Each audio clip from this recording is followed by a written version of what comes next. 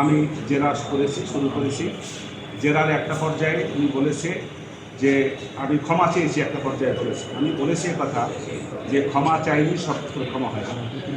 বিশেষ করে এটা আমি কখনো বলি নাই, কিন্তু বলার সময় আসবে যে হত্যা মামলার আবার ক্ষমা কি? অনেক কিছুরই ক্ষমা হয়, কিন্তু হত্যা করার কোনো ক্ষমা হয় না। উনি যদি হত্যা করেই থাকে, যদি স্বীকারই করে থাকে, তাহলে ওনারও বিচার হওয়া উচিত, আমি বলবো। আর দ্বিতীয় কথা হয়েছে যে আমি আইজিপি সাহেব নিজেকে নির্দোষ প্রমাণ করার চেষ্টা করতেছেন।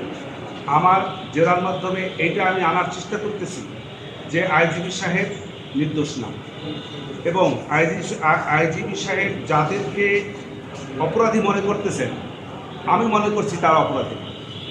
এইভাবেই আমি জেরাটা করার চেষ্টা করছি। কতখানি পারছি বা পারবো সেটা মাননীয় আদালত, মাননীয় ট্রাইব্যুনাল বিবেচনা করবে। উনি করছেন, আমি উনি অপরাধ করেছেন, ওনার অপরাধ ওনার কাছে। আমার আসামি তো অপরাধ করেছে, কথা আমি বলি নাই। আমার আসামি শেখ হাসিনা, সাবেক প্রধানমন্ত্রী শেখ হাসিনা এবং খান কামাল, তারা কোনো অপরাধ করেছে, তারা কোনো হত্যার সঙ্গে জড়িত, কথা আমি বলি নাই। আমার কথা হলো উনি তো স্বীকার করেছেন যে উনি হত্যার সঙ্গে জড়িত, উনি সকল অপরাধের জড়িত স্বীকার করেছেন। অতএব যেহেতু তিনি স্বীকার করেছেন, অতএব তিনি ওনার স্বীকার শক্তি অবস্থা থেকে তিনি নিষ্কৃতি পাইতে পারেন। আমার বক্তব্য হলো যে আমার আসামি দয় তারা কোনো অপরাধ করে না, তারা কোনো হত্যার সঙ্গে জড়িত ছিল না, তারা কোনো নির্দেশ করে।